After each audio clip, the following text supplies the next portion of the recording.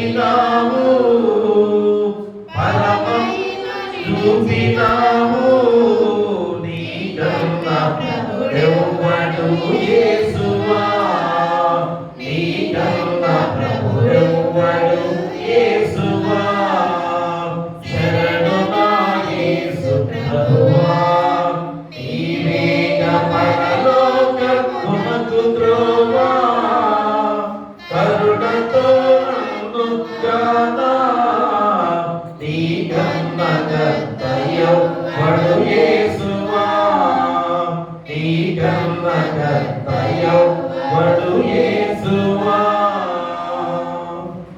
మన తండ్రి దేవుని నుండి మన ప్రభువైన యేసుక్రీస్తు నుండి కృపయు సమాధానం మీకు కలుగును గాక. ఆమేన్. దయచేసి కూర్చోండి. ప్రియ దేవుని సంగమా, నిర్మితారా, మన యొక్క ప్రాముఖ్యమైన సమయముగా దేవుని కృపాతిశయం చేత మనందరం కూడా ఈ 40 రోజుల శిరస్సమ ధ్యానాలలో ఎంతో భక్తియుతమైన పరిశుద్ధ జీవితాన్ని గడపడానికి, పవిత్రమైన మార్గాల్లో ముందుకు కొనసాగడానికి మరి దేవుడు ఇచ్చిన గొప్ప కాలమే ఈ యొక్క శ్రమల కాల ధ్యాన. మరి మనము మన జీవితాలు మరి లోకములో పాపపు లోకములో ఉన్నాం కనుక అపవాది పాప మార్గంలోనే నడిపించడానికి ఎన్నో ప్రయత్నాలు చేస్తూ ఉండగా మనం దానికి బలహీనులుగా ఉండకూడదని, బలహీనమైన జీవితాలతో ఉంటే అపవాది మనం ఎలాంటి స్థితిలో నెట్టివేయబడుతుందో మరి ఎన్నో సందర్భాల్లో మనందరం కూడా తెలుసుకున్న వారమే. మరి కనుకనే ఈ పరిశుద్ధ విశ్రాంతి దినము మనకు ఎంత అవసరమైందో, మన యొక్క ప్రాణానికి, మన జీవానికి ఎంత ముఖ్యమైందో మనం గమనించుకోవాల్సిన గొప్ప బాధ్యత. అందుకని ఈ పరిశుద్ధ విశ్రాంతి దినము మరి దేవుని సమయం అనేది కూడా గుర్తు చేసుకోవాలి. 6 రోజులు మన యొక్క జీవన విధానాల్లో మన కార్యాలు చేసుకుంటూ మరి యొక్క ఒక్కరోజు దేవుని నామాన్ని మహిమపరచుకోవడానికి మరి దేవుని ప్రత్యేకమైన ఈ పరిశుద్ధ విశ్రాంతి దినాన్ని మనకు అనుగ్రహించిన దేవుడు. కాబట్టి మరి పరిశుద్ధ విశ్రాంతి దినాన్ని పరిశుద్ధంగా ఆచరించుకునే విధానంలో మనము మన జీవితాలు మన సిద్ధంగా ఉండాల్సిన బాధ్యతలు కూడా గుర్తు చేస్తున్నాడు. అలాంటి గొప్ప సమయంలో మరి ప్రత్యేకమైన లేఖన భాగాల ద్వారా దేవుడి రోజు వాక్యాన్ని మనకి మరలా గుర్తు చేస్తున్నాడు. ఈ 3 లేఖన భాగాల ద్వారా ఎంతో ప్రాముఖ్యమైన లేఖన భాగాన్ని దేవుడు గుర్తు చేస్తున్నాడు. మరి యెషయా ప్రవక్త ద్వారా చాలా ప్రాముఖ్యమైన మాటలు మనం గుర్తు చేస్తూ మరి దేవాది దేవుని కృప చేత మనందరం కూడా మరి నిత్యరాజ్యంలో ఉండాలి అంటే మరి ఖచ్చితంగా మనం తెలుసుకునే వారిగా ఉండాలి. మన మోక్ష మార్గానికి మనం చేరుకోవాలంటే మరి దేవుని యొక్క కృప ద్వారా మనం రక్షించబడ్డామని తెలుసుకునే వారిగా ఉండాలి. కనుకనే మరి ఈ గొప్ప సమయంలో మరి దేవాది దేవుడు మనం గుర్తు చేసే ఈ యొక్క వాక్య భాగం ద్వారా మరి మనము మన జీవితాలు మరి కరుణించువాడుగా ఆయన మనకు తోడుగా ఉండగా మనం రక్షింపబడే వారిగా మనం ఉండాలని ఈరోజు గుర్తు చేస్తూ యెషయా ప్రవక్త ద్వారా ప్రవచించిన గొప్ప మాటలు. అంటే ఆయన విమోచించే దేవుడిగా మనకు తోడుగా ఉండగా మరి నువ్వు ఆ విమోచించబడే వారిగా ఉన్నావో లేదో నువ్వు గుర్తు చేసుకోవాలి. మరి ఇందులో పరిశుద్ధులైన పేరుల ద్వారా మనం గుర్తు చేసిన వాక్య భాగముల ద్వారా మనం గుర్తు చేస్తున్నట్టయితే మరి చాలా ప్రాముఖ్యమైన మాటలు కూడా మనం గుర్తు చేస్తున్నాడు. ఎందుకంటే మనందరం కూడా మంచి క్రియలతో ముందుకు సాగాలి, సద్గుణాలతో ముందుకు సాగాలి, సత్క్రియ చేత మనందరం కూడా మన జీవితాలు నడిపించుకోవాలి. అలాంటి గొప్ప లక్షణాలు ఒక మెట్టు ఎక్కుతూ ముందుకు సాగే విధానంలో ముందుగా ఒకటి చేస్తేనే ఆ రెండోది కూడా మనం చేయగలము. కాబట్టి వాటికి ఒకదానికి ఒకటి ఉండే బంధాన్ని కూడా పేతురు ద్వారా మనకి 2వ పత్రికలో మనం గుర్తు చేసిన గొప్ప సందర్భం. ఇక మత్తయి సువార్త ద్వారా మనం గుర్తు చేసిన ఆ గొప్ప మాటల రోజు మనం గుర్తు చేసుకున్నట్లయితే మరి యేసుక్రీస్తు వారిని ఎవరైతే విశ్వాసం ఉంచుతారో వారందరూ కూడా రక్షించబడతారు. అందుకని దాకా పాడుకున్న పాటలో శరణు యేసు ప్రభువా, ప్రతి వచనంలో కూడా ఆయన ఏ రీతిగా మనల్ని కాపాడాడు, ఆయన ఏ రీతిగా మనల్ని రక్షించాడు, ఆ రక్షణ భాగ్యాన్ని పొందుకునే వారిలో మనము ఎలాంటి స్థితిలో జీవిస్తున్నామో ఈరోజు గుర్తు చేసుకునే లేఖన భాగాల ద్వారా మరి ప్రాముఖ్యమైన వాక్య భాగాల ద్వారా గుర్తు చేస్తున్నాడు. అందుకని ఇప్పుడు లేఖన భాగాలు మరి క్రోడీకరించి ఎంతో చక్కటి అంశంతో దేవుడు ఈరోజు వాక్యాన్ని మనకి సిద్ధపరుచున్నాడు. ఏమిటనగా జీవాహారమైన క్రీస్తు ద్వారా నిత్య రాజ్యంలో ప్రవేశిస్తున్నావా అనే అంశం ద్వారా దేవుడు ఈరోజు వాక్యాన్ని మనం గుర్తు చేస్తున్నాడు. జీవాహారమైన క్రీస్తు ద్వారా నిత్య రాజ్య ప్రవేశంలో ప్రవేశిస్తున్నావా? ప్రియుడా, చూడండి ఎంత గొప్ప అంశంలోనే ఈరోజు ఈ 3 లేఖన భాగాల ద్వారా ఈ వాక్యం మనకి తెలిసిపోతుంది కదా. జీవాహారమైన క్రీస్తు ద్వారా నిత్య రాజ్య ప్రవేశంలో ప్రవేశిస్తున్నావా? ఈరోజు ఈ యొక్క ఆరాధన దేవుని మహిమపరుచుకునే ఈ గొప్ప విధానము దేనికి? ప్రతి నిత్యం కూడా దేవుని మనం ఎందుకు ఆరాధించుకుంటున్నాం? నిత్య రాజ్య వారసులుగా ప్రవేశింపచేసుకోవాలని మా దేవుడు ఇంత గొప్ప సమయాన్ని మనకి ఇస్తూ ఉన్నాడు. ఎందుకంటే ఈరోజు క్రైస్తవ విశ్వాసమైన మనందరికి కూడా తెలిసిన సత్యం ఏంటి అనగా ఈ లోకము మరి శాశ్వతము కాదు అనేది పదే పదే కూడా మనకు తెలుసు. ఈ లోకము శాశ్వతము కాదు, ఈ లోకం అంతా కూడా నశించిపోయేదే, మనము నశించిపోయే వారమే. మరి అయినా కానీ మా దేవాది దేవుడు మహాకృప చేత శాశ్వతమైనది నిత్యమైనదిగా పరలోక రాజ్యాన్ని ఏర్పాటు చేశాడనేది కూడా మనందరికీ తెలిసిన సత్యమే.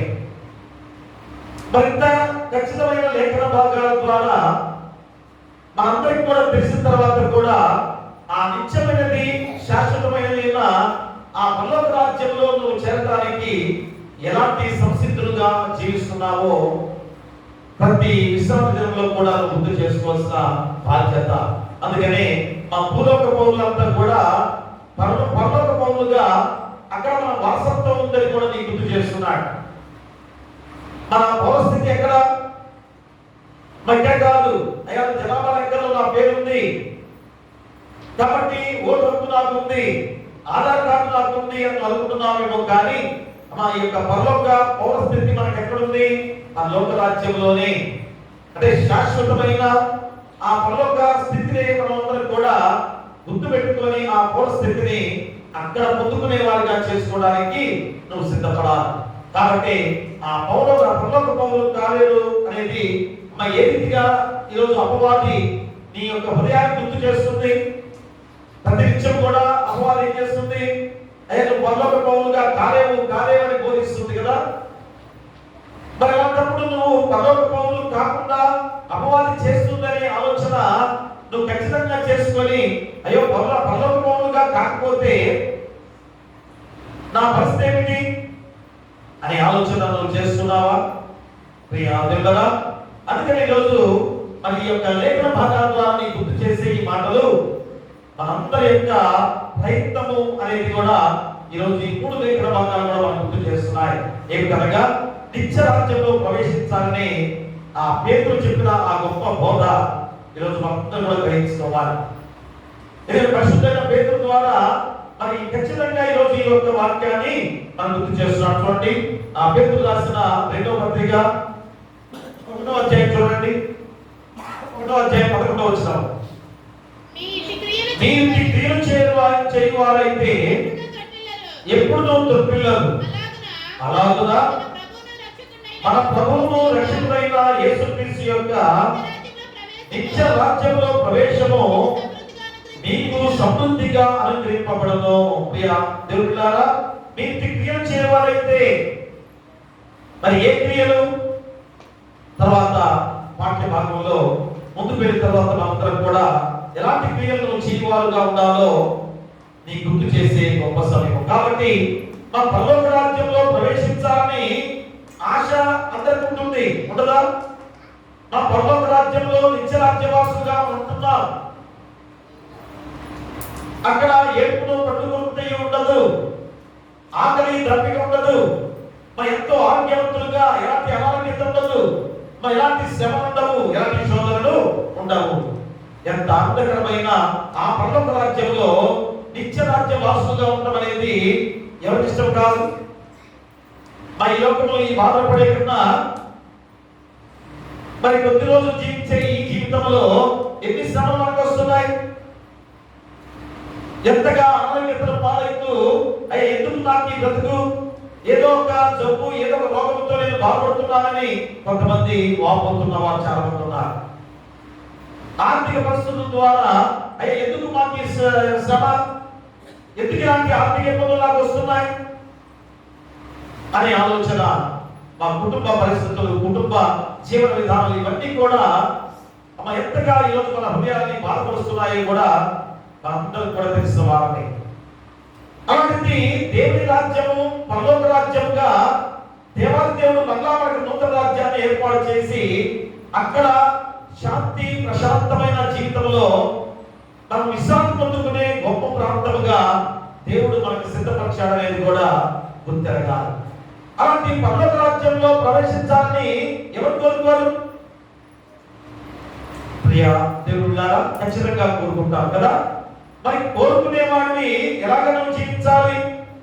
అదే అడుగుతున్నాడు, పరలోక రాజ్యంలో ప్రవేశించాలంటే మనం ఏం చేయాలి అనే మాటగా మనందరం కూడా ఆలోచన చేస్తే ఇప్పుడైనా కానీ ఇకనైనా కానీ వాక్యానుసారంగా ప్రవర్తించే జీవిత విధానాలు, మరి ఈ వాక్యమే జీవాధారమై ఉండగా ఈ వాక్యాన్ని ఖచ్చితంగా మన హృదయంలో భద్రపరుచుకొని వాక్యానుసారంగా జీవించినట్లయితే మన జీవితాలు ఎంత సమృద్ధికరమైన విధానంలో ఈ లోకమే పరలోకముగా చేసుకునే ధన్యత అందరికీ లభిస్తుంది.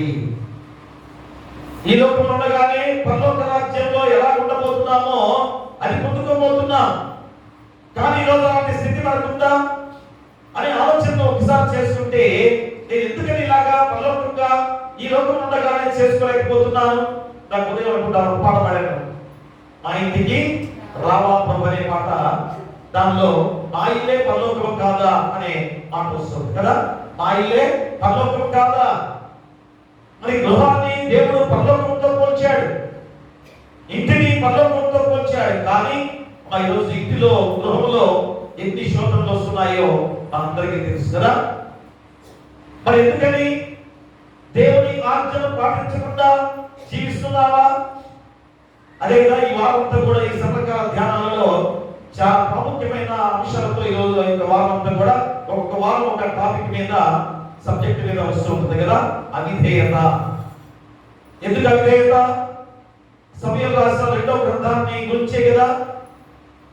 సౌలు రాజును దేవుడు ఏర్పాటు చేసుకుని ఉండగా, మా మొట్టమొదటి రాజుగా దేవుడు ఏర్పాటు చేసుకుని ఉండగా అది కూడా ఎవరు కోరుకున్నారు? మనమే. అయ్యా మాకు ఒక రాజు కావాలని కోరుకున్నారు.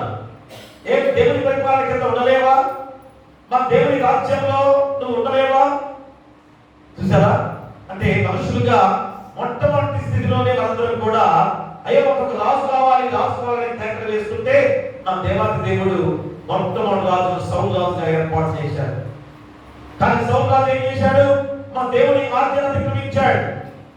అమాలేకులైన అందరూ కూడా హతం చేయి, వారిని నిర్మూలన చేయి, వారు దేవునికి విరుద్ధమైన విధానంలో దేవునికి సంబంధించిన వారు కాదు కనుక అమాలేకులందరూ కూడా హతం చేయమని చెప్తే సౌలు రాజు ఏం చేశాడు? ఆ రాజుగా ఉన్న ఆగాగు అనే రాజుని సంహరించకుండా అక్కడున్న కొన్ని వస్తువులను మంచి వాటిని కూడా ఇంటికి తీసుకుని వెళ్ళాడు. మొత్తాన్ని కూడా నాశనం చేయమన్నాడు. ఎందుకంటే అది అపరిశుద్ధమైనది, అది దేవునికి ఇష్టమైనది కాదు, ఇంపైనది కాదు కనుక సర్వనాశనం చేయమని చెప్పాడంటే అర్థమేంటి?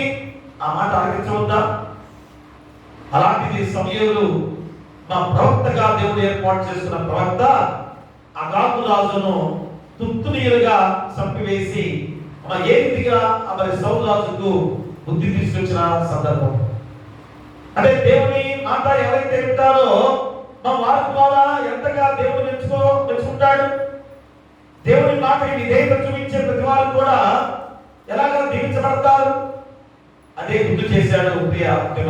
అదే ప్రతి వాక్య భాగంలో మనం ఎలాంటి క్రియలతో మనం జీవించాలో ప్రతి రోజు కూడా పోయిన వారం అంతా కూడా శతకాల ధ్యానంలో అందరూ కూడా వాక్యాలు విన్నాం.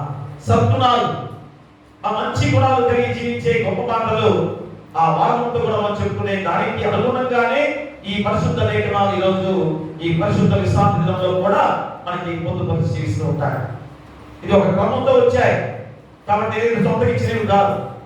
మరి ఎల్కా వారు ఇవాంజలికల్ అమెరికా వారి ద్వారా మా చక్కగా సిద్ధం చేసి మనకి పంపించిన పట్టిక ప్రణాళిక కాబట్టి దీనిలో ఏ మాత్రం కూడా తీసివేసే వాక్యం కాదు. అంటే వాక్యం 1 నుంచి 25 వచనాలు చదివిస్తే మనకు ఉండేది అరగంట కదా. ఆ అరగంట అంటే అరగంటలో మాటలు కానీ ఇవన్నీ పోతాయి కదా. మరి అరగంటలో మనం వాక్యాన్ని 1 నుంచి 25 వచనాలు చదివించాలంటే చరిత్రలేము కనుక ఆ 4 వచనాలు ఇస్తాడు. కాబట్టి వాక్యాన్ని చెప్పే వాళ్ళు కూడా అర్థం చేసుకోవాలి. ఎందుకు వచ్చింది ఈ లేఖనం, ఈ అంశం ఏంటి ఒకసారి చూసుకొని దాన్ని ఖచ్చితంగా ప్రెజెంటేషన్ చేయడానికి సిద్ధపడాలి. అంతేగాని ఏదో తప్పించారే భాస్కర్ తప్పించారనే మాట భాస్కర్ తప్పని ఇచ్చింది కాదు, సొంతంగా ఇచ్చింది కాదు.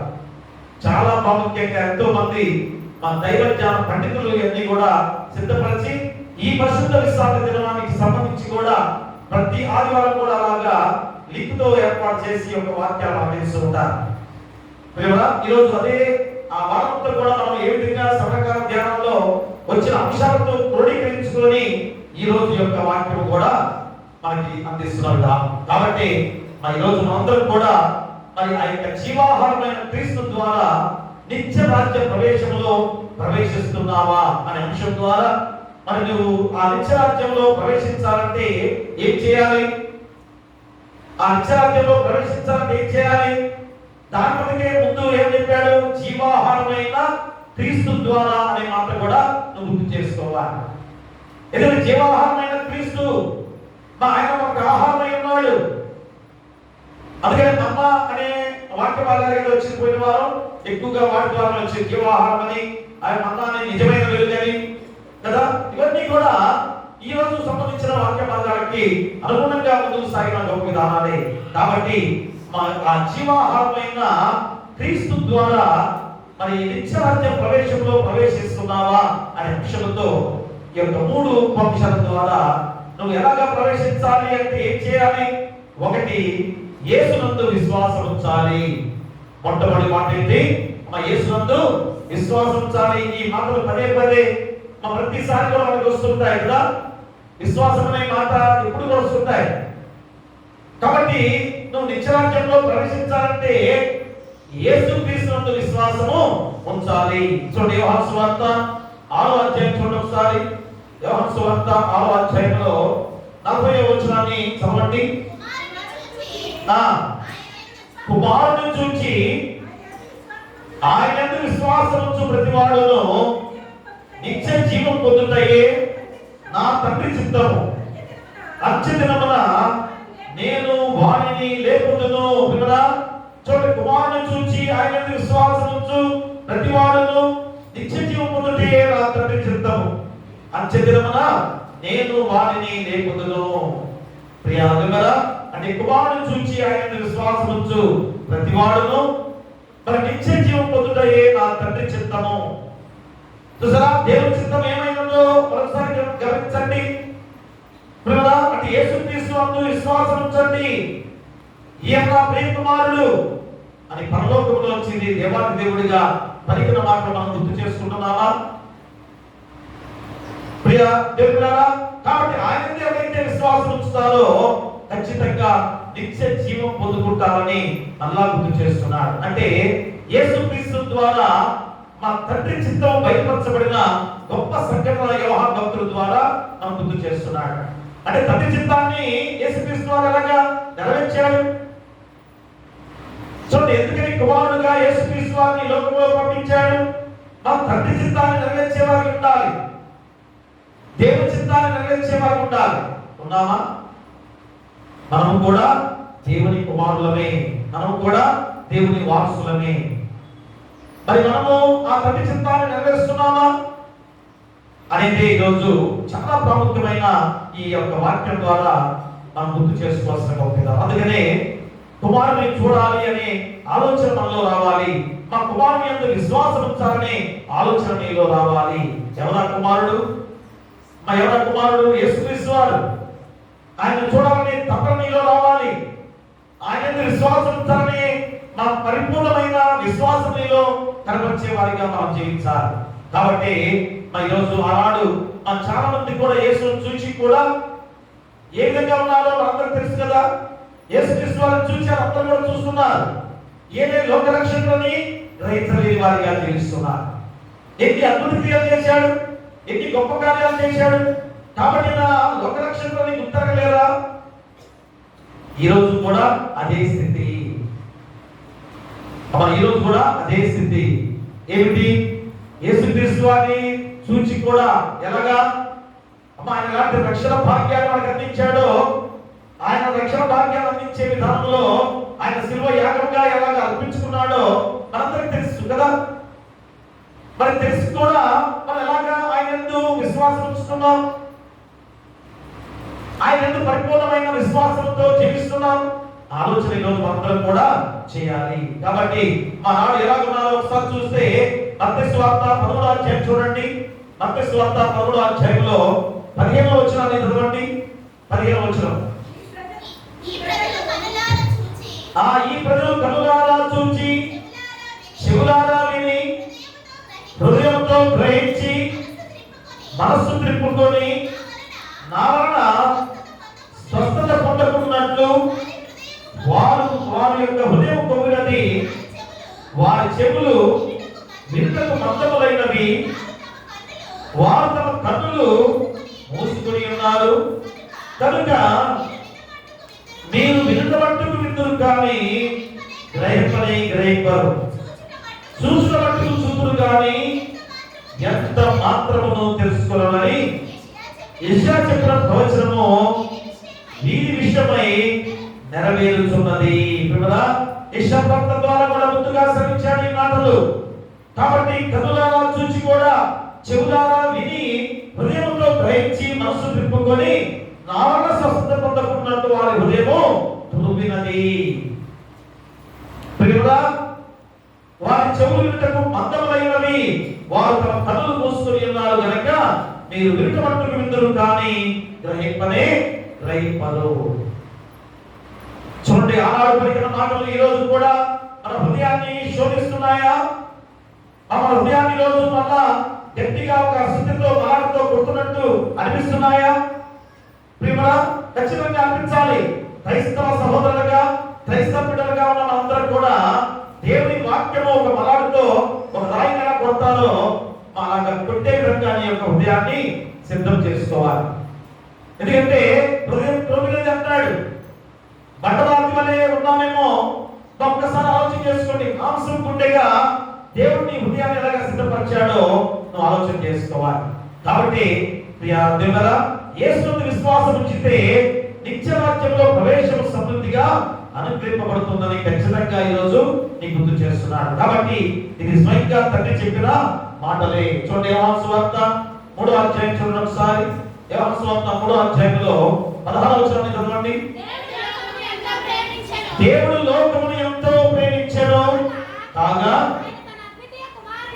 ఆయన తన అద్వితీయ కుమారునిగా పుట్టిన వాని యందు విశ్వాసముంచు ప్రతి వాడును నశింపక నిత్య జీవం పొందినట్లు ఆయనను అనుగ్రహించెను. చూసారా ఎంత గొప్ప మాటలు! ఈరోజు దేవుడు లోకమును ఎంతో ప్రేమించాడు కనుకనే ఆయన తన అద్వితీయ కుమారునిగా పుట్టిన వాని యందు విశ్వాసముంచు ప్రతి వాడును నశింపక నిత్య జీవం పొందినట్లు ఆయనను మనకు అనుగ్రహించిన దేవాది దేవుడు. ప్రియ దేవులారా, కాబట్టి నేనుంటూ స్థలములో మీరు ఉండులాగున మరలా వచ్చిన ఎదుర్కొన్నట్టు మిమ్మల్ని తీసుకుని పోతును. ఎన్ని గొప్ప మాటలు!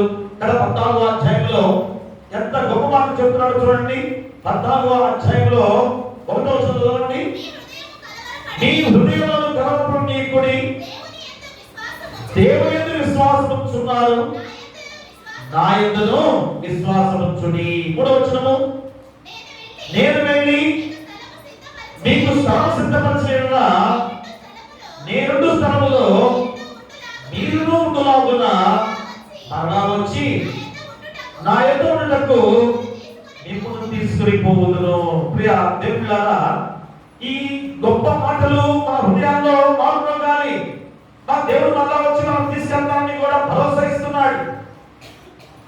ఇంత అభయాన్నిచ్చిన తర్వాత కూడా మనం పాప జీవితాల్లోనే జీవిస్తున్నామేమో ప్రియ దేవులారా. కాబట్టి మన యేసు ఉన్న స్థలంలో పరలోక రాజ్యంలో తండ్రి కుడి పార్శ్వం ఎలాగా కూర్చుంటే ఆ గొప్ప సంఘటన మళ్ళా మనకు తెలియజేస్తున్న ఈ విధానంలో మన జీవితాలు ఏ విధంగా ఈరోజు ఆ సంసిద్ధంతో జీవించాలని గుర్తు చేస్తున్నాడు. చూడండి, మార్కు సువార్త 16వ అధ్యాయంలో 19వ వచనం చదవండి. మార్కు సువార్త 16వ అధ్యాయము 19వ వచనం. ఇలాగూ ప్రభువైన యేసు వారితో మాట్లాడిన తర్వాత పరలోకమునకు చేర్చుకొనబడి దేవుని కుడి పార్శ్వమున ఆసీనుడయ్యను. ప్రియ దేవులారా, చూడండి, ప్రభువైన యేసు వారితో మాట్లాడిన తర్వాత పరలోకమునకు చేర్చుకొనబడి దేవుని కుడి పార్శ్వమున ఆసీనుడయ్యున్నాడు. చూడండి, ఎంత ఖచ్చితంగా ఈ వాక్యం ద్వారా దేవాది దేవుడు కుమారుడిగా వచ్చిన యేసుక్రీస్తు వారి ద్వారా ఎంత గొప్ప కార్యం చేశాడో తెలియజేస్తున్నాడు. మళ్ళా రెండవ రకంగా వచ్చి మనందరూ తీసుకుని వెళ్తాం చెబుతున్నాడు. మరి గ్రహిస్తున్నావా? కాబట్టి ఆయన యందు విశ్వాసం ఉంచిన వారికి అదే సిద్ధించుటకు ఆయన ఎలాగా ఇష్టపడుతున్నాడో అట్టి అధికారం కలిగి ఉన్న దేవాది దేవుడు నిన్ను పరలోక రాజ్యానికి తీసుకెళ్ళడానికి కూడా సిద్ధంగా ఉన్నాడు. అది యోహాను సువార్త 17వ అధ్యాయంలో 2వ వచనంలో నీకు గుర్తు చేస్తున్నాడు. ఒకసారి 17వ అధ్యాయము 2వ వచనం. నీ కుమారుడు నిన్ను మహిమపరచునట్లు నీ కుమారుని మహిమపరచును. నీవు నీ కుమారునికి ఇచ్చిన వారికి అందరికీ ఆయన నిత్య జీవము అనుగ్రహించినట్లు సర్వ శరీరుల మీదను ఆయనకు అధికారం ఇచ్చితిని.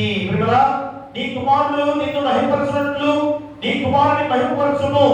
నీవు నీ కుమారునికి ఇచ్చిన వారికి అందరికీ ఆయన నిత్య జీవం అనుగ్రహించినట్లు సర్వ శరీరుల మీదను ఆయనకు అధికారం ఇచ్చును. యేసుక్రీస్తు వారే అధికారంతో ఉండబోతున్నాడు. నీ గురించి నా గురించి మనందరి గురించి ఎరిగిన వాడే. కాబట్టి ఇప్పుడైనా ఆలోచన చేసుకొని ఆ జీవాహారము లోకమునకు జీవమిచ్చి యేసు శరీరమే అని తెలియజేయబడ్డదని మా ఈరోజు మాకు తిరగా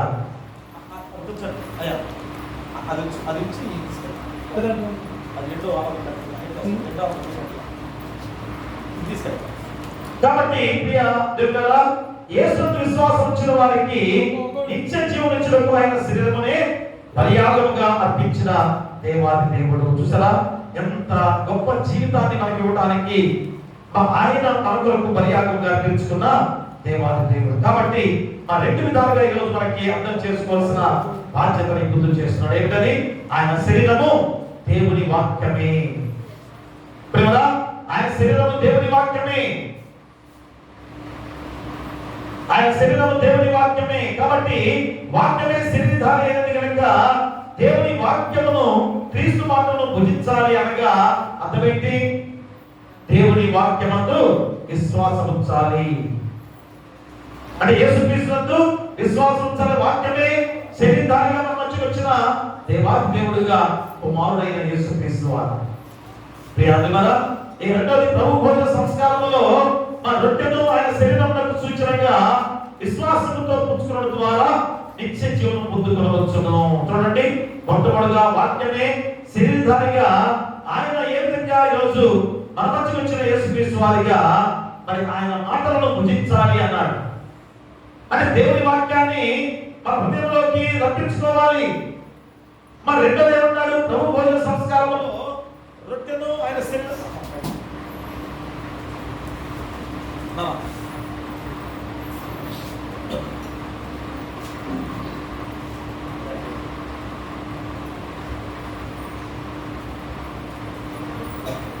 ప్రభు భోజన సంస్కారంలో రొట్టెను ఆయన శరీరంలో సూచనగా విశ్వాసంతో పుచ్చుకోవడం ద్వారా నిత్య జీవనం పొందుకోవచ్చును. దేవుని పిల్లారా, చూడండి, ప్రభు భోజన సంస్కారంలో ఎంతమంది పాల్గొంటున్నారు? అలా గుర్తు చేస్తున్నారు. ఎందుకంటే ప్రతి ఒక్కరు కూడా వివాహం అయిన తర్వాత ఆ వివాహప్పుడు ప్రతి ఒక్కరు కూడా బాప్తిసం తీసుకుంటారు. నిర్ధారణ తీసుకునే వారే కదా. మరి నిర్ధారణ తీసుకున్న తర్వాత కూడా ప్రభు భోజన సంస్కారం ఎందుకు తీసుకోవట్లేదు? ఎంతమంది తీసుకోవాలి? ఎంతమంది సంఘంలో ఉన్నారు? ప్రియా దేవులారా, ఖచ్చితంగా మా అందరూ కూడా ప్రతి ఒక్కరు కూడా తీసుకోవాల్సిన బాధ్యత ఉంది. ఎందుకు తీసుకోలేకపోతున్నారు? ఎందుకు పాపం ఉండాలి, క్రీస్తుని నా హృదయంలోకి రప్పించుకోలేదన్నా? మేమందరం కూడా ఇక్కడ పాపంలోనే జీవించాలని ఆశపడుతున్నావా? ప్రియా దేవులారా, ఒక్కసారి ఆలోచన చేయండి. ప్రభుత్వ భోజన సంస్కారం ఎందుకు తీసుకోలేకపోతున్నారో ఆలోచన చేసుకోవాలి. అలా బాప్తిస్మం తీసుకోక్కర్లేదు, వచ్చి ఒకసారి ప్రార్థన చేసుకొని ప్రభుత్వ భోజన సంస్కారంలో పాల్గొనాలి.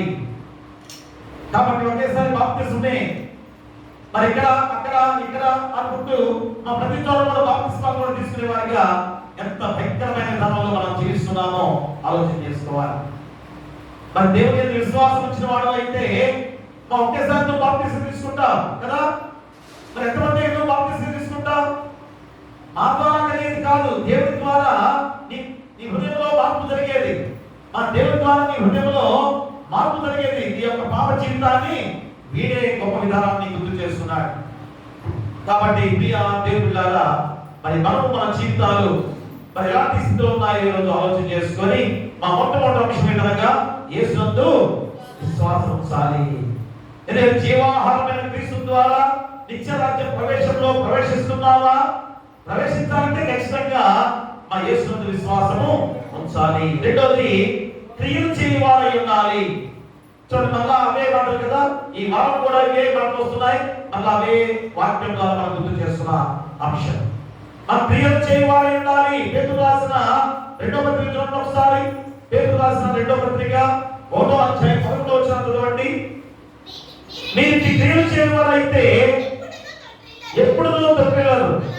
అలాగున మన ప్రభువును రక్షకుడైన యేసుక్రీస్తు యొక్క నిత్య రాజ్యములో ప్రవేశము మీకు సమృద్ధిగా అనుగ్రహింపబడును. ప్రియాదులారా, మీరు క్రియలు చేయవారైతే ఎప్పుడు తప్పిరారు. చూడండి, ఏంటి ఆ క్రియలు? మీరు క్రియలు చేయవారైతే ఏ క్రియలు అని ప్రశ్నించినట్లయితే చూడండి 5 నుంచి 7 వచనాలు చదవండి. ఆ హేతువు చేతనే మీ మట్టుకు మీరు పూర్ణ జాగ్రత్త గలవారై మీ విశ్వాసమునందు సద్గుణమును, సద్గుణమునందు జ్ఞానమును, జ్ఞానమునందు ఆశా నిగ్రహమును, ఆశా నిగ్రహమునందు సహనమును, సహనమునందు భక్తిని, భక్తి యందు సహోదర ప్రేమను, సహోదర ప్రేమ యందు దయను అమర్చుకొనుడి. చూడండి, ఇక్కడ 8 మాటలుగా విశ్వాసము, సద్గుణము, జ్ఞానము, ఆశా నిగ్రహము, సహనము, భక్తి, సహోదర ప్రేమ, దయ. చూడండి, ఈ మాటలు ఒకదానితో ఒకటి ఎలాంటి లింకుగా ఉన్నాయో ఒక్కసారి ఆలోచన చేసుకోవాలి. ఎందుకంటే ఒకదాని ఒకటి ఉన్నట్టుగా చెప్పబడిన ఈ యొక్క క్రియలు ఏ ఒక్కరి కూడా నువ్వు చేయకుండా ఉన్నా కానీ మొత్తం కూడా పాడైపోతుంది. చూడండి, ఇంట్లో ఏ ఒక్కటి నువ్వు చేయకపోయినా కానీ ఆ లింకు తెగిపోతుంది. ఇప్పుడు రైలు వెళ్తుంది, మధ్యలో ఒక పెట్టి ఆ లింకు ఊడిపోతే ఏమవుతుందమ్మా? ఆ 2 వేరు పడిపోతాయో లేవా? అలాగనే ఈ రోజు కూడా ఈ 8 దేవుడు చెప్పిన ఈ క్రియలు, ఈ సద్గుణాలు ఖచ్చితంగా ఒక్కటి కూడా నువ్వు చేయకపోయినా కానీ ఆ తెగిపోయే బంధంగా ఉందనేది ఈరోజు నేను గుర్తు చేస్తున్నాను. అందుకనే మా పునాది విశ్వాసం అయితే, మొట్టమొదటిగా పునాది అయితే విశ్వాసము. అందుకనే మొట్టమొదటిగా అంశం కూడా ఏంటి? యేసుక్రీస్తునందు విశ్వాసం ఉంచాలి అని చెప్పిన అంశం కదా. ఇప్పుడు ఇక్కడ పునాది కూడా పేతురు చెప్తున్నాడు ఏమని? మొట్టమొదటి పునాది విశ్వాసమే. మరి కాబట్టి విశ్వాసం అయితే దానిపై మొదటి అంతస్తు ఏంటి? మొదటి అంతస్తు ఏంటి? సద్గుణము. మొదటి అంతస్తు సద్గుణము. రెండోది ఏంటి? జ్ఞానము. మూడోది ఏంటి? ఆశా నిగ్రహము. తర్వాత సహనము. తర్వాత భక్తి. తర్వాత సహోదర ప్రేమ. తర్వాత దయ చూపించడము. అంటే మొట్టమొదటి పునాది ఏంటి? విశ్వాసము. తర్వాత 7 మాటలు మీకు వచ్చిన 7 అనేది ఏంటి? సంపూర్ణ సంఖ్య. ఏదనేది సంపూర్ణ సంఖ్య. అనేది ఎవరు అంటారు కదా? 7 అనే మాట పలికితే మంచిది కాదంతా అందుకని 7 పలకకుండా 6-1 అంటారంట. 6-1 అంటారు. 7 పలకం అది పలకకుండా పలితే అంటారు ఏదో షాప్ అంటారు. ప్రియం కదా, వారి గ్రంథాల ద్వారా వారే చెబుతున్నారు మా వాళ్ళలాగా 7 చదవాలంటే బాధపడుతున్నారు, 6-1 అనుకుంటారు అని కదా. మరి రోజు 7 అనే మాట పరిపూర్ణ సంఖ్యగా దేవుడు రోజు గుర్తు చేస్తున్నాడు.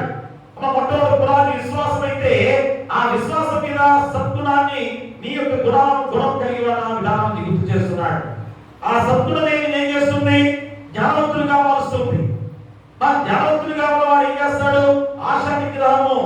ఈరోజు అదే మన జీవితాల్లో మనం పాటు చేస్తుంది అత్యాశ, దురాశ కదా. అత్యాశ, దురాశలే. అది కావాలి, ఇది కావాలి, అధికారం కావాలి, లేదా నాకు అది కావాలి, ఇది కావాలి కోరుకునే అత్యాశలు, దాన్ని దురాశ కూడా అంటుంటారు కదా. అది నీది కాదు, దాన్ని నువ్వు కోరుకునే దురాశ కాదా ప్రియ పిల్లలా? అందుకని ఆశా నిగ్రహము ఖచ్చితంగా ఆ ఆశ నీలో నిగ్రహించుకునే శక్తి నీలో ఉండాలి. అయ్యా నేను ఇంత కష్టపడుతున్నాను, ఇంతే నాకు కావాలి, నాకు అదే కావాలి, అదే చాలు అనుకునే ఆశా నిగ్రహం నీలో ఉండాలి. తర్వాత ఆశా నిగ్రహం నీలో ఉంటే సహనం ఆటోమేటిక్ గా వస్తుంది కదా. మా ఆశ నిగ్రహించుకునేవాడు సహనంతో ఉంటాడు. ఆశా నిగ్రహం లేకపోతే సహనం నీలో ఎలా ఉంటుంది కదా. తర్వాత సహనము ఉందంటే ఆ సహనమే నేను భక్తిలోకి నడిపిస్తుంది. సహనం లేక నీకు భక్తి లేదు. మా సహనం లేక నీకు భక్తి ఉన్నట్టు కాదు. ఒకసారి ఆలోచించండి, దేనికైనా సహించాలి. యేసుక్రీస్తు వారిలాగా సహనంతో ఉన్నారు కనుకనే ఇంత గొప్ప త్యాగం ద్వారా మనం రక్షించిన దేవాది దేవుడు ప్రేమరా. కాబట్టి ప్రియ ప్రేమరా, ఆ భక్తి ఉన్న ప్రతి ఒక్కరు కూడా ఏం చేస్తారు? సహోదరులను ప్రేమించే గొప్ప స్థితి మనకు కలుగుతుంది. ఈరోజు నువ్వు భక్తి పరుడువేనా? నేను భక్తి పరుడే అనుకునే ప్రతి ఒక్కరు కూడా సహోదరులను ప్రేమించే వారిగా ఉండాలి. సహోదరులను ప్రేమిస్తే ఇలాంటి గొడవలు వస్తాయా? కక్షలు, కార్పణ్యాలు ఉంటాయా? చూడండి, క్రైస్తవ జీవితాల్లో ఇలాంటి మన ప్రియులను చేయకపోతే మరి ఎలాంటి స్థితి ఉంటుందో ఒకసారి ఆలోచించేయండి. మరి సహోదర ప్రేమ ఏం చేస్తుంది? నీలో ధైర్యం చూపిస్తుంది. అయ్యో నా సహోదరు కదా, వారి మీద ఎందుకు నేను కొట్టాలి? మా ఎలాగా కొంతమంది చూస్తున్నారు, స్టూడెంట్స్ కూడా చూపిస్తుంటారు. నిన్న మన ఎవరో మాస్టర్ కూడా కడుపులో ఒక గుద్దాడు, మళ్ళా తప్పు అవుతున్నాడు. మా ఇంట్లో వాళ్ళు పెడుతున్నాడు, మా మాస్టర్ ఈ మాస్టర్ అందుకే నేను గుద్దాడు అని చెప్తున్నాడు. చూడండి ఎంత క్రూరత్వంతో మనం జీవిస్తున్నామో ఆలోచన చేయండి. కాబట్టి ఆ దైవంలో లేదు. మన కఠినత్వంతో మనం జీవిస్తున్నామంటే నీ క్రియలు ఎలా ఉన్నాయి? కాబట్టి ఈరోజు మా పునాది ఏ విధంగా విశ్వాసం అనే పునాది. విశ్వాసం అంటే మా ఎవరి మీద విశ్వాసం? క్రీస్తుపై విశ్వాసము కదా. ఆ క్రీస్తే పునాదిగా మనకు ఉండగా ఖచ్చితంగా ఆ ఉన్నతాన్ని మీద ఒక అంతస్తు కట్టుకుంటే, ఆ క్రీస్తు మీద పునాది కట్టుకుంటే అంతస్తులు ఏ మాత్రం పడిపోకుండా 7 అంతస్తులు కూడా అంతే నిల్చుంటాయని గుర్తు చేస్తున్నాడు. కానీ లోకంలో కట్టే అంతస్తులు మనకు చాలా గట్టిగా కడతాం కదా, చాలా గట్టి పునాదితో వేసుకుంటాం. కానీ అసలైన పునాది క్రీస్తు అనేది గుర్తు చేసుకొని నీ జీవిత అంతస్తుల్ని ఈ 7 మాటల ద్వారా ముందుకు కొనసాగితే ఆ గొప్ప అంతస్తు పరలోక రాజ్యంలోకి ప్రవేశింపచేసుకునే గొప్పగా. అందుకని గలతీ రాసిన పత్రికలో కూడా ఆ శరీర కార్యాల గురించి చెప్తున్నాడు కదా. గలతీ రాసిన పత్రిక 5వ అధ్యాయం 19 నుంచి 21 వచనాలు. శరీర కార్యాలు స్పష్టమైనవి. అవేమనగా జారత్వము, అపవిత్రత, కామకత్వము, విగ్రహారాధన, అవిచారము, ద్వేషములు, కలహము, మత్సరములు, క్రోధములు, కక్షలు, భేదములు, విమతములు, అసూయలు, మత్తతలు, అల్లరితో కూడిన ఆటపాటలు మొదలైనవి. పదే పదే గుర్తు చేసుకోవాలి. శరీర కార్యాలు ఎన్నున్నాయో చూడండి ఇక్కడ. ఇవన్నీ కూడా మనలో ఉండకూడదని పదే పదే గుర్తు చేస్తున్నాడు. కాబట్టి మా ఇంటివి చేస్తే కలిగి ఉంటే నిత్య రాజ్యములు స్వతంత్రించుకున్నా లేవు. చూడండి 22వ వచనం ఒకసారి. అయితే ఆత్మఫలం ఏమనగా ప్రేమ, సంతోషము, సమాధానము, దీర్ఘశాంతము, దయాళుత్వము, మంచితనము, విశ్వాసము, సాత్వికము, ఆశా నిగ్రహము. ఆత్మఫలాలు ఫలించాలి. ఇవి కూడా ఒక ఫలంలోని భాగాలే. బత్తాయి కానీ నారింజలో కానీ తొంగలు ఎలా ఉంటాయో, మా తొండ ఒకదాంతో ఒకటి నీట్గా ఉంటేనే కదా, అవన్నీ కూడా ఒకదానికి ఒకటి బంధంతో ఉంటేనే కదా ఒక కాయగా చూస్తాం ప్రేమలా. కాబట్టి ఒక ఫలంలోని తొంగ లాంటివి ఇవన్నీ కూడా ఏ ఒక్కటి చెడిపోయినా కానీ కాయంతో కూడా చెడిపోతుంది. ఏ ఒక్కటి నువ్వు చేయకపోయినా కానీ మనం ఏ విధమైన జీవితంలో పరలోక రాజ్యంలో స్థాపించుకోలేమని ఖచ్చితంగా నీ గుర్తు చేస్తున్నాడు. అందుకని మత్తయి సువార్త 21వ అధ్యాయం 34 నుంచి 36 వచనాల్లో చాలా గొప్ప మాట ఉంటాయి. ఏమని? ఆహారం పెట్టారని చెబుతాడు కదా, దాహం తీర్చారని చెబుతాడు, చేర్చుకున్నారన్నాడు, బట్టలు ఇచ్చారని చెప్పాడు, చూడవచ్చారు కనుక మీకు సిద్ధపరచబడిన రాజ్యమును స్వతంత్రించుకుని. ఎవరు వారు? కుడివైపున ఉన్నవారు, గొర్రెల మందగా ఉన్నవారు, కుడివైపున వారి గురించి యేసు యజమాని చెబుతున్నాడు కదా ఉపమానంలో. అయ్యా నాకు ఆకలి అయితే ఆహారం పెట్టావు, దాహం అయితే దాహాన్ని తీర్చావు, అయ్యా నేను ఒంటరిగా ఉంటే నన్ను చేర్చుకున్నావు, నాకు వస్త్రాలు లేకపోతే బట్టలు ఇచ్చావు, నన్ను చూడటానికి వచ్చావు, కనుక మీ కొరకు సిద్ధపరచబడిన ఆ రాజ్యమును స్వతంత్రించుకుంటారని చెప్పిన మాటకి వారు ఆశ్చర్యపోయారు. అయ్యా మేమెప్పుడు చేసాము నీకు? అయ్యా యేసుక్రీస్తు మేమెప్పుడు చేశాం నీకు? ఎవరు? మిక్కిలి అల్పులైన వారికి నువ్వు చేసేదే నాకు చేసినట్లు. మాట, మా మిక్కిలి అల్పులైన వారికి ఈ విధంగా నువ్వు చేస్తే నాకు చేసినట్టే. కాబట్టి తీరులేని విశ్వాసము మృతమైనదని గుర్తు చేస్తున్నాడు. కాబట్టి మా విశ్వాసం గలవారంతా కూడా ఈ క్రియలు చేయాలి. ఖచ్చితంగా ఈ క్రియలు చేసేవారిగా ఉంటేనే నువ్వు విశ్వాసవి. అందుకనే ఆజ్ఞలు పాటించడమే ఆయన ప్రేమించడము. చూడండి యోహాను రాసిన మొదటి పత్రిక ఒకసారి చూడండి. యోహాను రాసిన మొదటి పత్రిక 5వ అధ్యాయము 3వ వచనాన్ని చదవండి.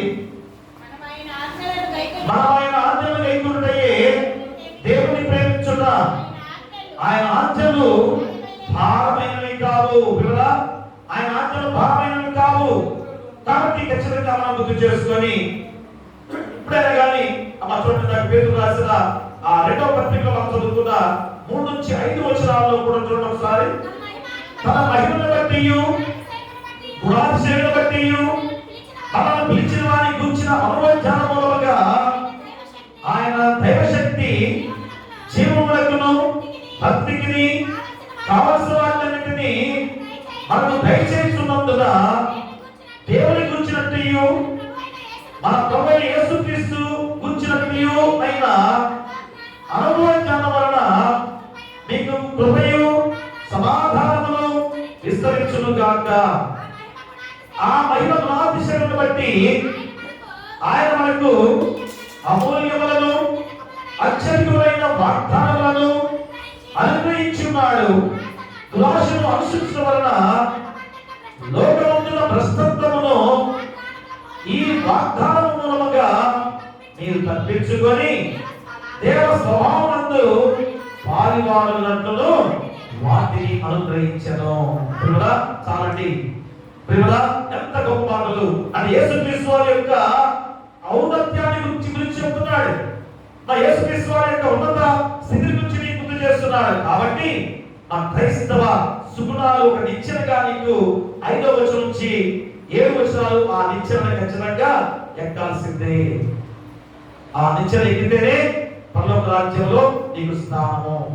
కాబట్టి ఖచ్చితంగా నువ్వు సద్గుణాలు కలిగి ఉండాలి, జ్ఞానం కలిగి ఉండాలి, ఆశా నిగ్రహంతో ఉండాలి, సహనం కలిగి ఉండాలి, భక్తి కలిగి ఉండాలి, సహోదర ప్రేమ ఉండాలి, దయ చూపించేవాడు ఉండాలి.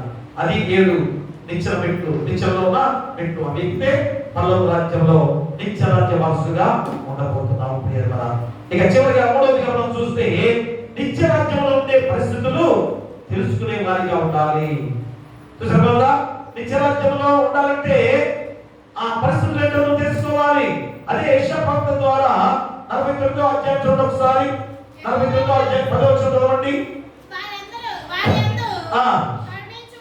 వారి యందు కరుణించువాడు వారిని తోడుకొని పోవచ్చు, నీటి బుగ్గల యొక్క వారిని నడిపించు.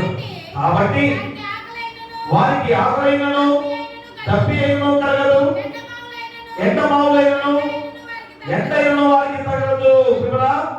కరుణించువాడు వారిని తోడుకొని పోవును. ఎవరు కరుణించారు? ఎవరు దయ చూపించారు? ఎవరు ప్రేమ చూపించారు? నువ్వు చూపించావా? నువ్వు కరుణ చూపించావా? ఎవరు చూపించింది? యేసుక్రీస్తు వారే. అదే ఇక్కడ యెషయా వారి యందు కరుణించువాడు ఎవరు? యేసుక్రీస్తు వారే. వారిని తోడుకొని పోవును. మన రెండవ రకం ద్వారా అందరూ కూడా తోడుకొని పోతూ నీటి బుగ్గల యొక్క వారిని నడిపించును. కాబట్టి వారికి ఆకలిను తప్పియేను కలగదు, ఎంత మావులైనను ఎంత ఏనును వారికి తగలదు. ప్రియాత్మరా, ఎంత గొప్ప మాటలు, ఎంత గొప్ప మాటలు చూడండి. మన తండ్రి యొద్దకు అనగా నిత్య రాజ్యమునకును వారికి ఆకలిను తప్పికయను కలదని గుర్తు చేస్తూ చూడండి. యోహాను సువార్త 14వ అధ్యాయంలో 6వ వచనంలో చదవండి ఒకసారి. 14వ అధ్యాయం 6వ వచనంలో, యేసు నేనే మార్గమును సత్యమును జీవమును, నా ద్వారానే తప్ప ఎవరును తండ్రి యొద్దకు రాడు. కాబట్టి ఈ పరిస్థితులకు ఉండే ఆ పరలోక రాజ్యంలో నువ్వు ప్రవేశించాలంటే ఏం చేయాలి? ప్రకటన గ్రంథం చూడండి ఒకసారి. ప్రకటన గ్రంథంలో 21వ అధ్యాయం చూడండి. ప్రకటన గ్రంథము 21వ అధ్యాయం 21వ అధ్యాయం. అంతటా నేను కొత్త ఆకాశమును కొత్త భూమిని చూచితిని. మొదటి ఆకాశమును మొదటి భూమియు గతించిపోయెను, సముద్రమును ఇకను లేదు. మరియు నేను నూతనమైన యెరూషలేమును ఆ పరిశుద్ధ పట్టణమును తన భర్త కొరకు అలంకరించబడిన పెళ్లి కుమార్తె వలె సిద్ధపడి పరలోకమందున్న దేవుని యొద్ద నుండి దిగివచ్చుట చూచితిని. అప్పుడు ఇదిగో దేవుని నివాసము మనుషులతో కూడా ఉన్నది. ఆయన వారితో కాపాడుకుంటును. వారు ఆయన ప్రజలయ్యుందురు. దేవుడు తానే వారి దేవుడై ఉండి వారికి తోడయ్యుండును. ఆయన వారి కన్నుల ప్రతి బాష్పమిత్రువును తుడిచివేయును. మరణమిక ఉండదు. దుఃఖమైనను ఏడ్పైనను ఏదైనను ఉండదు. మొదటి సంగతులు గతించిపోయినని సింహాసనంలో నుండి వచ్చిన గొప్ప స్వరము చెప్పుట వింటిని. చూడండి, దాకా యెషయా భక్తుడు ప్రవచించిన లేఖనము భవిష్యత్తులో యోహాను భక్తుల ద్వారా దర్శనములో చెప్పాడంటే అర్థం ఏంటి? మరి జరగబోయే సంఘటన కూడా మనం గుర్తు చేశాడు. ఆ ముందుగా జరిగిన కాలంలో కూడా యెషయా భక్తుల ద్వారా తెలియజేశాడు. ఈరోజు మనం చదువుతున్న కాలంలో కూడా పదే పదే వాక్యం ద్వారా నీకు గుర్తు చేస్తున్నాడు. అయ్యా, మీరే మాత్రం కూడా భయపడవద్దు. పరలోక రాజ్యంలో ఏడుపైనను పండుగలు ఆకలైనను దప్పికైనను ఉండదు. కాబట్టి ఆ నిత్య రాజ్యంలో ప్రవేశించాలంటే ఇంటి క్రియలు మీరు చేయాలి. ఆ 7 క్రియలు పేతురు ద్వారా చెప్పిన 7 క్రియలు మనం చేస్తేనే నిత్య రాజ్యంలో ప్రవేశిస్తాం. కాబట్టి మా యెషయా ప్రవక్త ప్రవచించిన ఆ ప్రవచన నెరవేర్పు ప్రకటన గ్రంథం 7వ అధ్యాయంలో 16-17 వచనాలు చదవండి. 7వ అధ్యాయంలో 16-17 వచనాలు. వారికి మీద ఆకలిను దాహమైనను ఉండదు. సూర్యుని ఎండైనను ఏ బడగాలైనను వారికి తగలదు. ఏలయనగా సింహాసన మధ్యలో నుండు గొర్రె పిల్ల వారికి కాపరి అయి జీవజలముల బుగ్గ యొద్దకు వారిని నడిపించును. దేవుడే వారి కన్నుల నుండి ప్రతి బాష్ప బిందువును తుడిచివేయును. ఎంత గొప్ప మాట! జరిగిపోయిన కాలంలో చెప్పాడు, జరుగుతున్న కాలంలో గుర్తు చేశాడు. జరిగే రాబోయే కాలంలో కూడా ఏమి జరగబోతుందో కూడా నీకు గుర్తు చేస్తే నువ్వు వాక్యాన్ని వినేవాడిగా ఉన్నావా? ప్రియులా, అంటే ఇంకా ఎన్నో ప్రత్యేకతలు కలిగిన పరలోక రాజ్యంలో ప్రవేశిస్తున్నా. ఎంతో గొప్ప స్థితిని పొందుకునే పరలోక రాజ్యంలో నువ్వు ప్రవేశింపజేయడానికి దేవుడు సిద్ధంగా ఉంచాడు. కానీ నువ్వు ఏమంటున్నావు? నేను దేని పనికిరాని వాడిని, కంటకులేని వాడిని. మనం ప్రార్థన చేసే ప్రార్థనలు కూడా అలాంటి మాటలు కనవుతున్నాం. ఎందుకంటే ఎందుకు చెప్తున్నాను? మా దేవుడు మంచి స్థితిలో మనం ఏర్పాటు చేస్తున్నాడు. మా గొప్ప స్థితిలో ఏర్పాటు చేస్తున్నాడు. ఇద్దరు పనికి మాలిన వాడిని, కంట మీద దొరికిన వాడిని, ఆ మాటలు గుర్తివేయబడ్డాయి. మా దేవాది దేవుడు ఇష్టమైన ప్రభు చేత నేను రక్షించాడు, కాపాడాడు కనుక ఇక నేను పరిశుద్ధమైన జీవితము అని నువ్వు గ్రహించాలి. పొద్దాక అదే మాటగా ప్రార్థనలో ఇక అదే ప్రార్థన చేస్తావా? అంటే నువ్వు మారు మనసు లేని వాడిగా జీవిస్తున్నావేమో ఆలోచన చేసుకోవాలి. అందుకనే మా యేసును విశ్వసించుట, విశ్వాసమైన క్రియలు చేయడం ద్వారా తప్ప మరి ఏ విధమైన కూడా నిత్యరాజ్యంలో ప్రవేశించడానికి అవకాశము లేదు కదా. అందుకని యెషయా విమోచన గురించి నీకు గుర్తు చేశాడు. మా యేసు క్రీస్తు ద్వారా విశ్వాసం ఉంచితే నిన్ను మళ్ళా పరలోక రాజ్యంలో నిత్యరాజ్యవాసులు చేస్తారని గుర్తు చేశాడు. చివరికి మత్తయి పేతురు ద్వారా పరిపూర్ణమైన జీవితాన్ని పొందుకోవాలంటే ఆ 7 సద్గుణాలు 7 క్రియలు చేస్తే నిత్యరాజ్యవాసులుగా ఉండబోతున్నామని ఖచ్చితంగా నీకు చెప్పిన గొప్ప మాటలు. కాబట్టి యేసే జీవాహారమై ఉన్న ద్వారా నిత్యరాజ్యంలో ప్రవేశిస్తున్నావా? ఎంత గొప్ప అంశం చూసారా? ఆ యేసు క్రీస్తే జీవాహారమై ఉన్న ద్వారా నిత్యరాజ్యంలో ప్రవేశిస్తున్నావా అని ప్రశ్నార్థకంగా అడిగాడు. నువ్వు నిత్యరాజ్యంలో ప్రవేశించాలంటే ఏం చేయాలి? మా యేసు క్రీస్తునందు చెప్పండి, యేసు క్రీస్తునందు విశ్వాసం ఉంచాలి. రెండోది క్రియలు చేయవారు ఉండాలి. ఏ క్రియలయ్యి? విశ్వాసం మీద పునాది, దాని మీద సద్గుణాన్ని, జ్ఞానమును, ఆశా నిగ్రహమును, సహనమును, భక్తిని, సహోదర ప్రేమను దయ చూపించేవారు ఉండాలి. అవి క్రియలు. ఆ క్రియలు చేసేవారిగా ఉండాలి. మూడోది మన నిత్యరాజ్యంలో ఉండే పరిస్థితులను తెలుసుకునే వారిగా ఉండాలి. తెలుసుకున్నావా? ఎంత గొప్ప క్రియలు ఏంటయి? మా పరిస్థితులు ఏంటి? రాజ్యంలో ఉండే పరిస్థితులు ఏంటి? ఆకలైనను, దప్పికైనను, ఏడుపైనను, పండ్లు గుంటయో ఏమీ ఉండవు. సంతోషంగా, సమాధానంగా, ఎంత ఉల్లాసంగా, ఉత్సాహంగా మన దేవదూతల వలె గంతులు వేసే గొప్ప స్థితి రోజు నీకు, నాకు, అందరూ కూడా కలగబోతున్న గొప్ప విధానం. అలాంటి గొప్ప స్థితిలో ఉండే స్థితిని దేవుడి రోజు మనకి ఇచ్చాడు. ఈ గొప్ప బాధ్యత మనకి ఇచ్చాడు. ఆ పెంపొందించుకొని ఆ నిత్యరాజ్యంలో ప్రవేశించే బిడ్డలుగా ఉండాలని కోరుతూ మీకు, మీ కుటుంబాలకు సదాకాలం దేవుడు తోడైనను కాక. ఆమేన్. సమస్త జ్ఞానం ఇచ్చిన దేవుని సమాధానం యేసుక్రీస్తు వల్ల మీ హృదయములకు, మీ తలంపులకు కావలేనును గాక. ఆమేన్.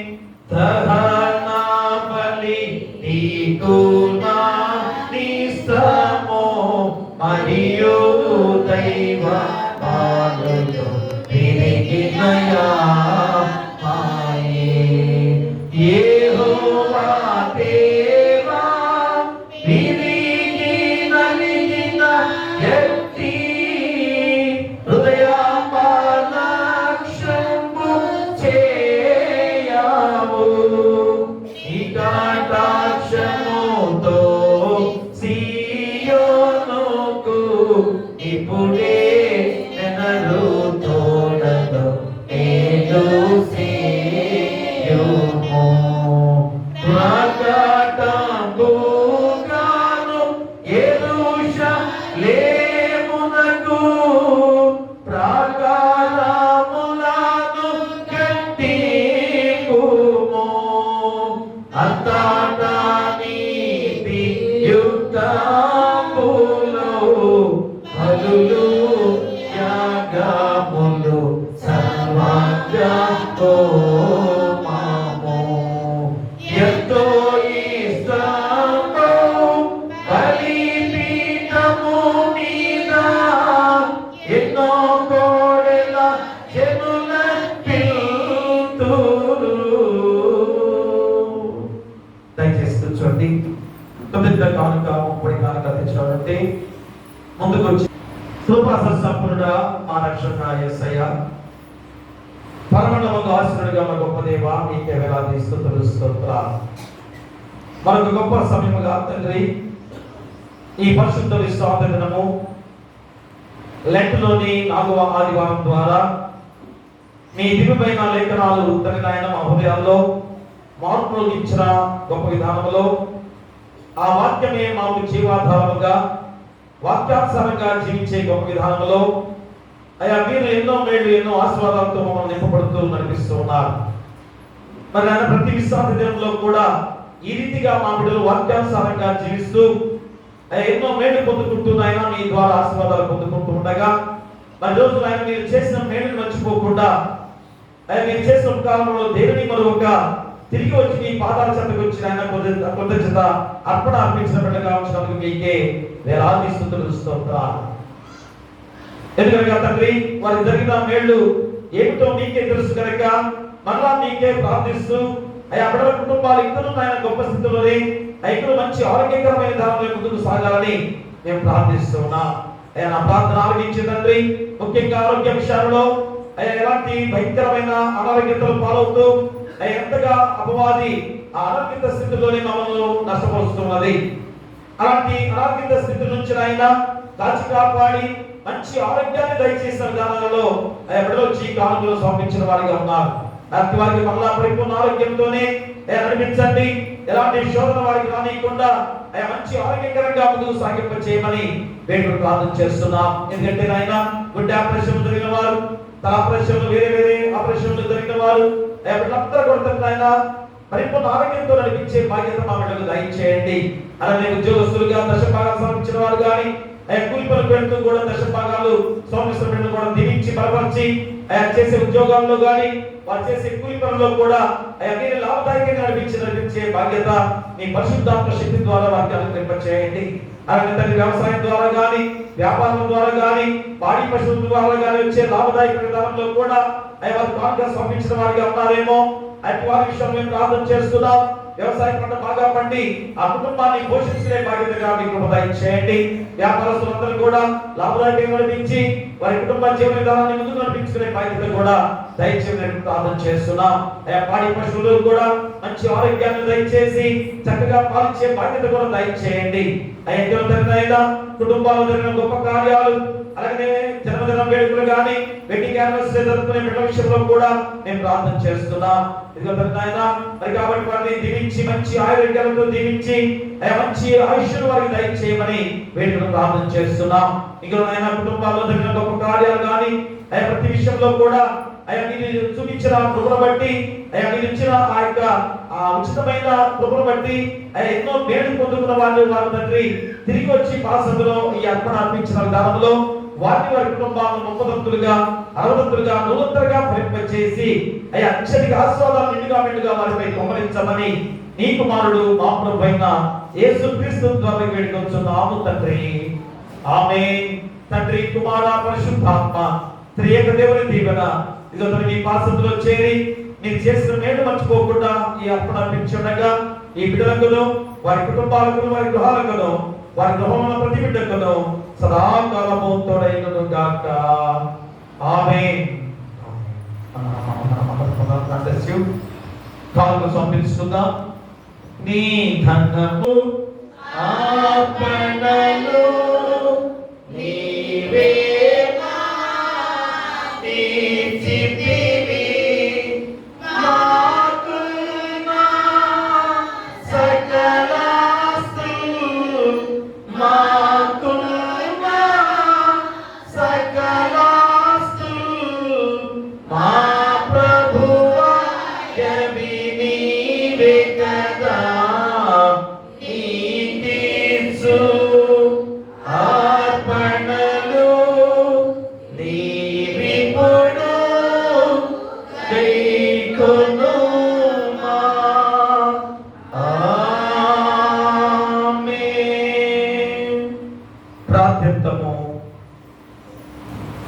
సకలాశీర్వాదాలకు కారణభూతుడైన మా పరలోకపు తండ్రి, మహాపరిశుద్ధుడా, మీ రెక్కల్లో భద్రపరిచినందుకు కూడా మీకే వేలాది స్తుతులు స్తోత్రాలు.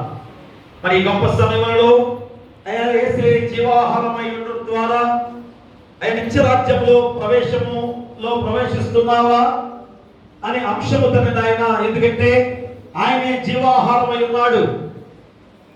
మరి ఆయనే జీవాహారం.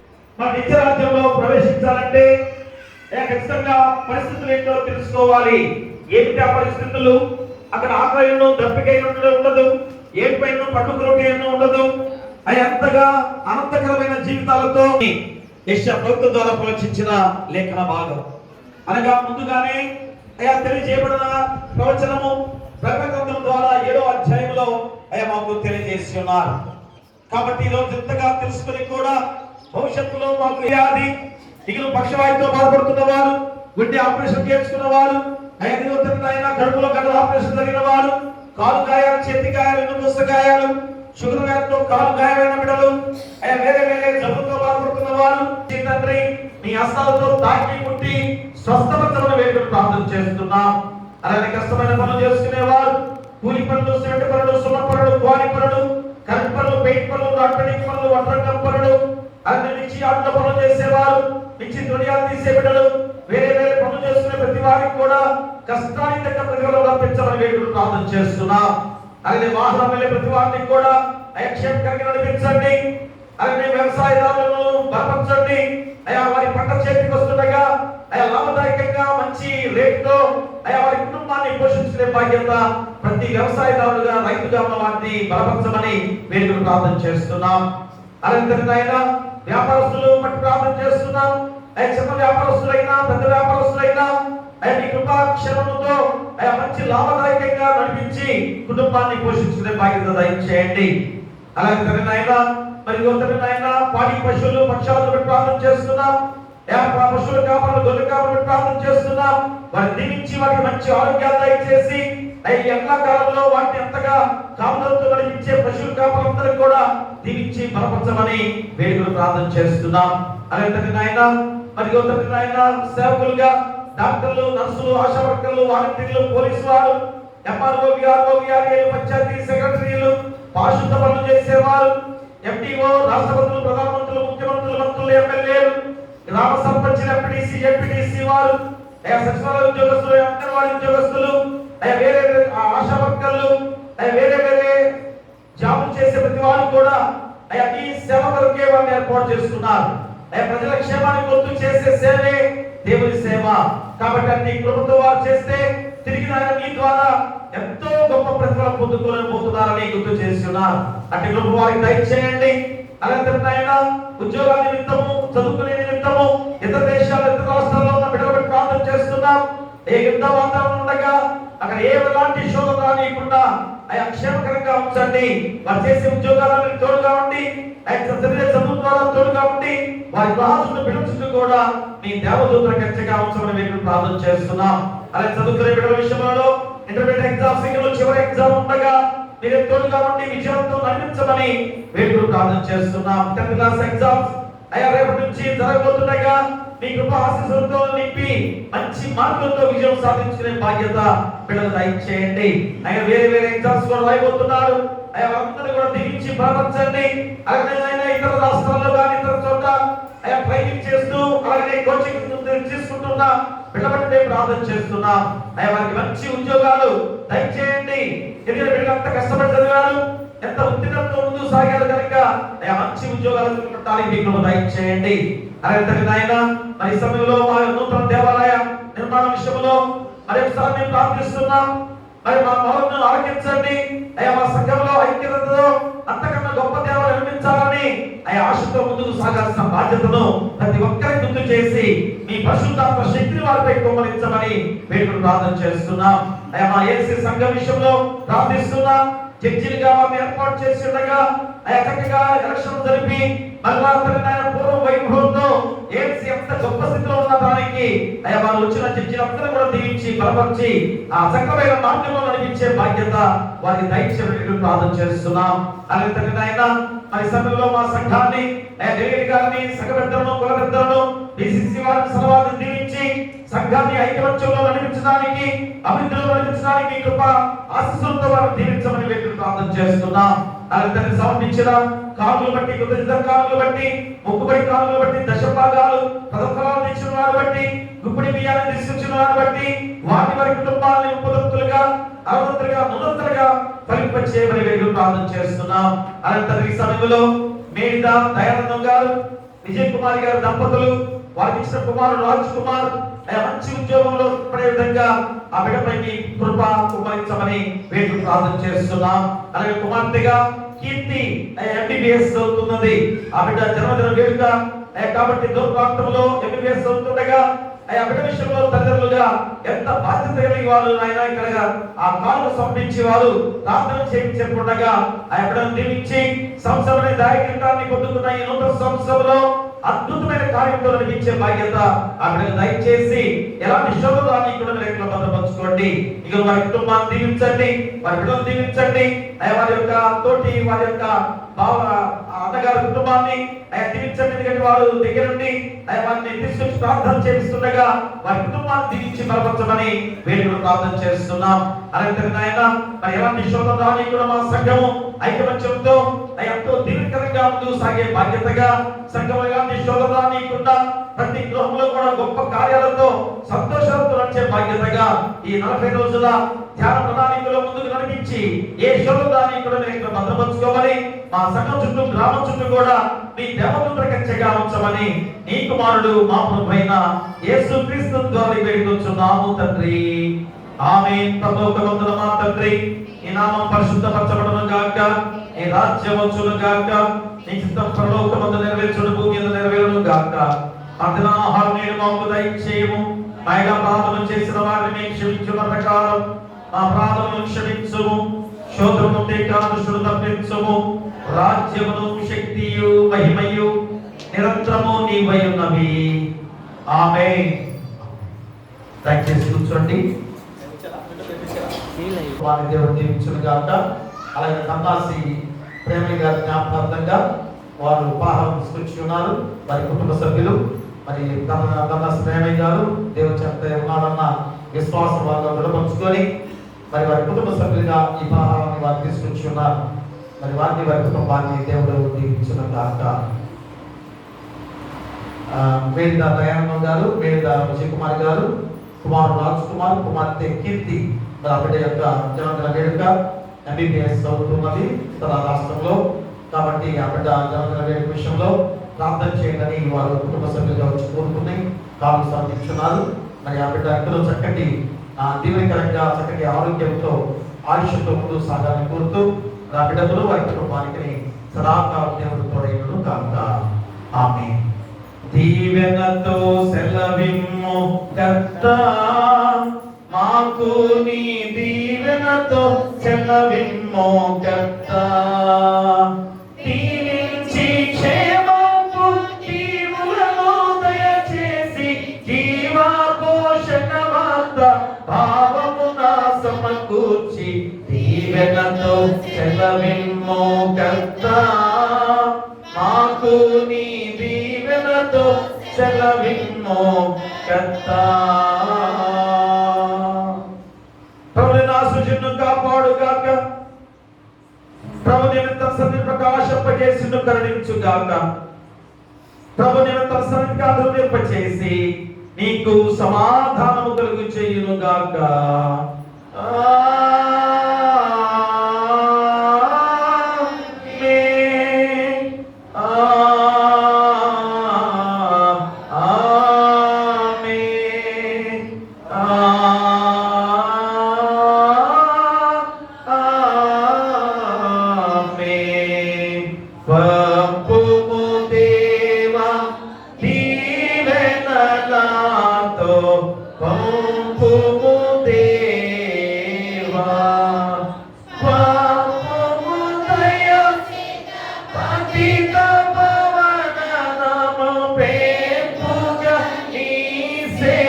ప్రియముగను నడిప పంపు